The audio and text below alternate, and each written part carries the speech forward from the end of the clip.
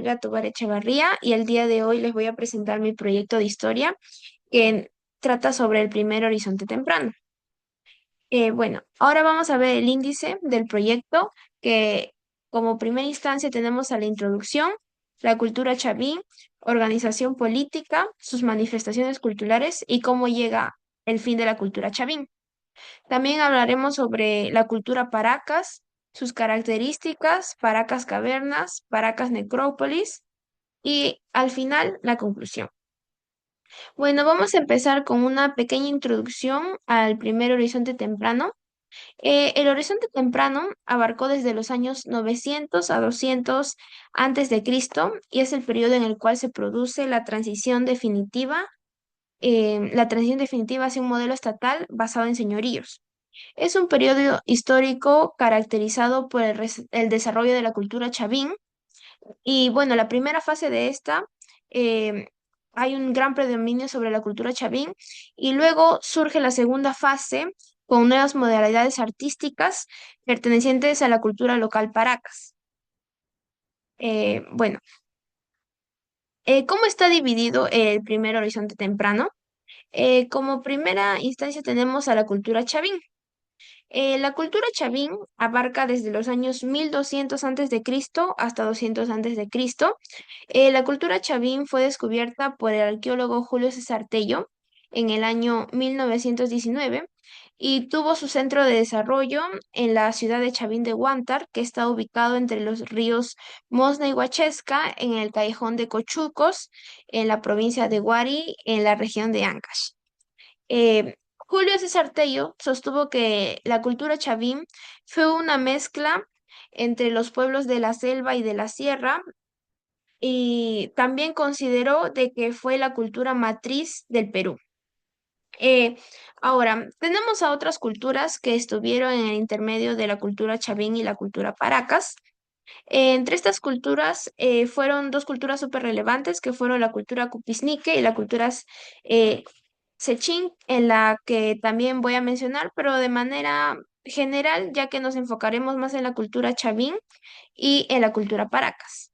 Ahora, la cultura Paracas se desarrolló en la costa sur del Perú, en la península de Paracas, el departamento de Ica, y fue descubierta por dos arqueólogos. Como les mencioné, hay Paracas Cavernas y Paracas Necrópolis. Paracas Cavernas fue descubierta por el arqueólogo Julio César Tello en 1925 y Paracas Necrópolis por Toribio Mejía en 1927. Sí. Eh, Les dije que les mencionaría sobre las otras culturas. Acá tenemos a la cultura cupisnique.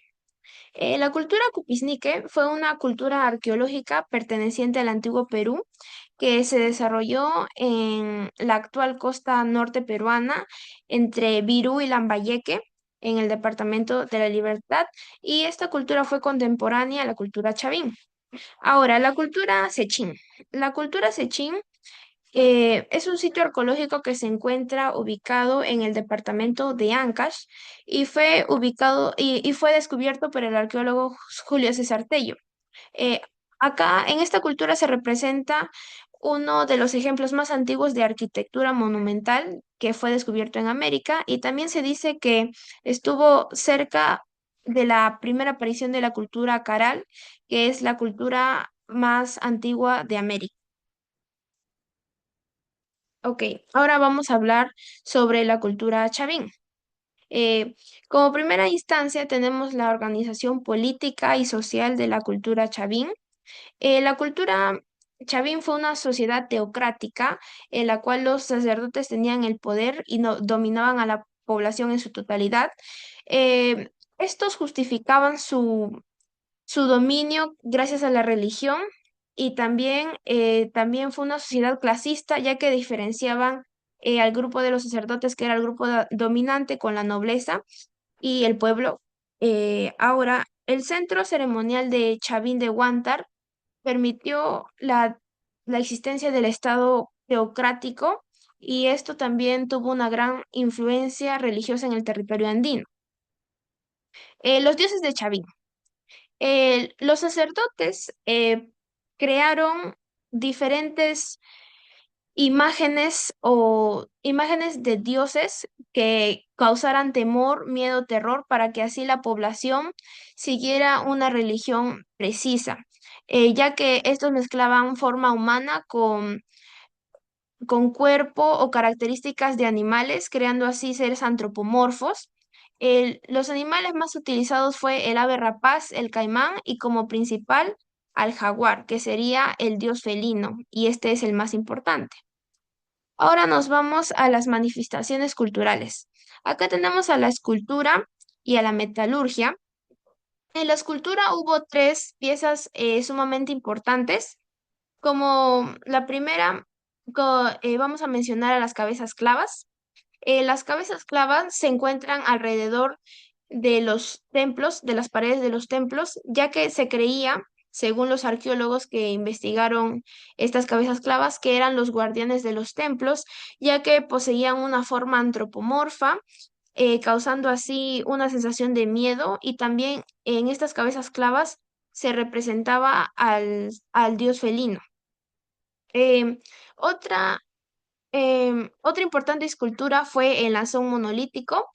El lazón monolítico tenía como principal representante al dios jaguar, o el dios de los báculos también es llamado, y posee una altura aproximada de 4,5 metros y tiene forma de una lanza o un cuchillo.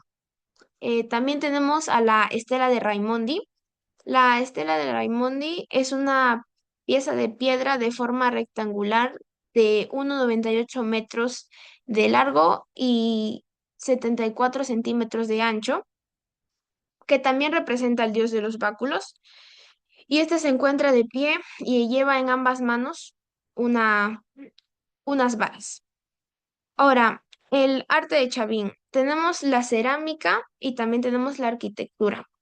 Ahora, la cerámica fue utilizada para diferentes ceremonias en los templos y se le conoce también como los huacos ceremoniales.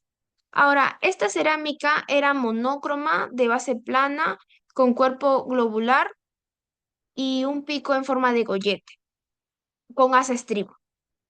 En esta cerámica se utilizaba o se colocaba diferentes ofrendas para las diferentes ceremonias, y también presenta decoraciones con los dioses, como cabe resaltar el dios felino.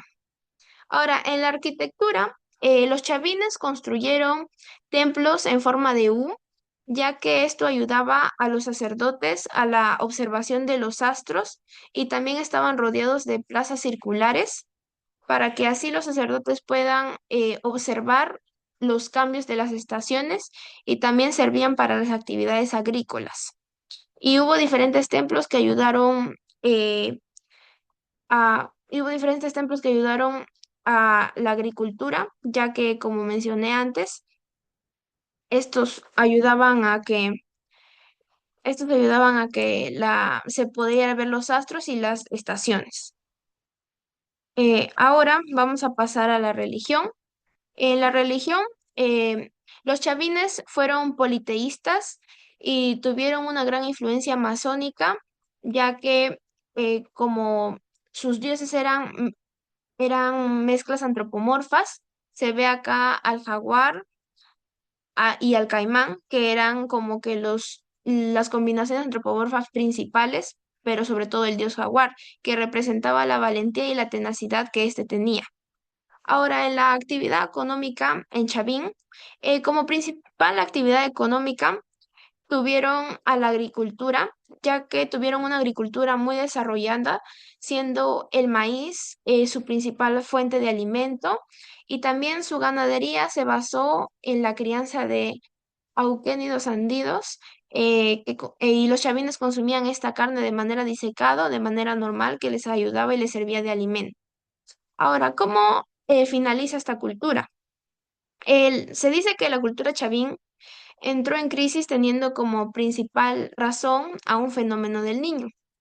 Gracias a este fenómeno del niño, la sociedad de Chavín entra en crisis y los sacerdotes comienzan a orar a sus dioses pidiendo fuerza y prestigio para que los protejan, pero al ver que esto no funciona, la ideología pierde fuerza y el pueblo deja de creer en lo que dicen los sacerdotes, dudando así de su control o de su nivel de creencia que puedan tener. Y es por eso que el pueblo opta por una nueva ideología y al final es como Chavín finaliza regionalizándose en ciudades. Bueno, ahora tenemos a la cultura Paracas. La cultura Paracas abarca desde el 800 antes de Cristo hasta los 200 antes de Cristo.